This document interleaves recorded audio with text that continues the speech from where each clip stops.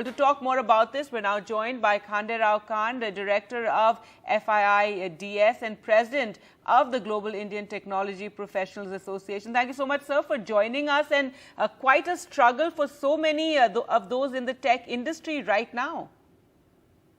Yes, thank you, Gargi and Divya, for having me. Yes, this has been a very brutal, almost 73,000 people lost jobs in last 3 weeks.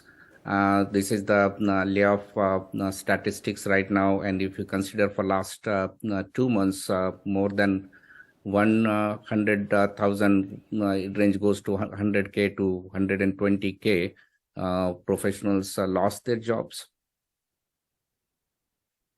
So, sir, the reason for the layoffs, according to the companies, is because they have overhired. When we take into account the kind, when we talk about Amazon, they have laid off about 8,000 people. That's 2% of their staff. Google, 12,000. That's about 6% of their staff. And when it comes to Microsoft, at 10,000, that's 5% of their staff. So what are you doing for the Indians over there who have lost their lives when they, like you mentioned, it has been a brutal month. The last 3 weeks this year started off on a very bad note for the techies in the United States? Yeah, so Indian technology professionals are majority in most of these companies. The large number got impacted, and many of them are H1 holders. H1 holders are typically in early stage in a career. Many of them have seen this downturn first time. It is probably after 2001 to a degree of this one is the first time is happening. 2008 there was a recession, but it was not that much in the Silicon Valley. So this has been one of the largest one, particularly the impact.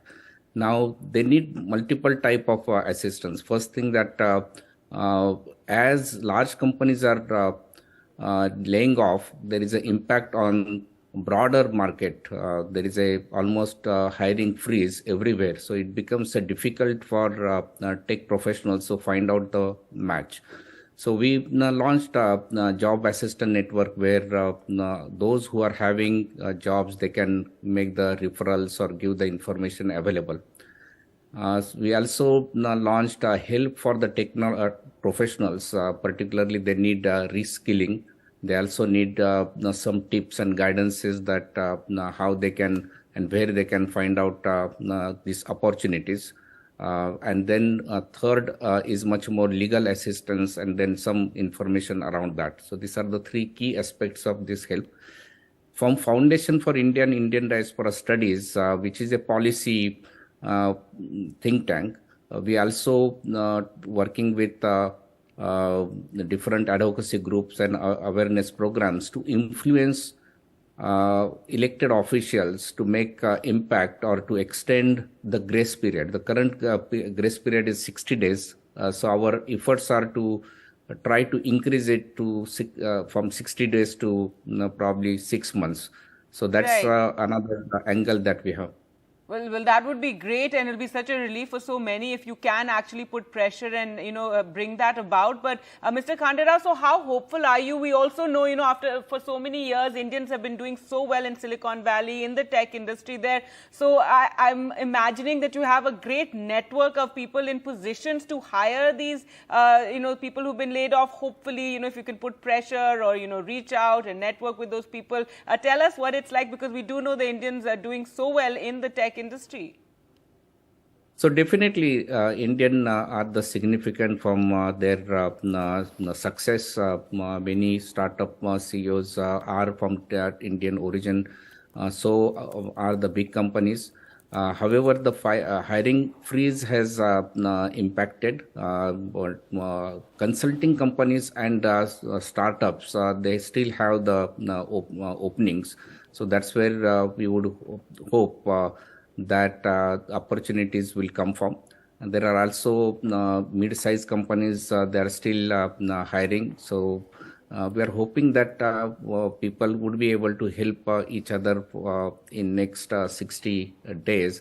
However, it's all the worry that we have is that if there is a cascade impact of the large companies laying off, and then smaller companies just following up, not laying off, but pausing the hiring. So that is the only difficulty we may see.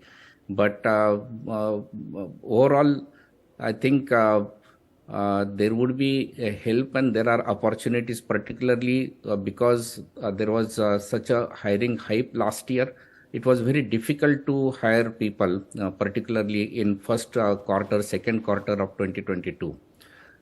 So it was the job seekers market. So there were a lot of opportunities and very few people. And during that time, a lot of startups and other companies were starved. I think this is an opportunity for them to grab this talent which is available. I hope that they have adequate funding to support that.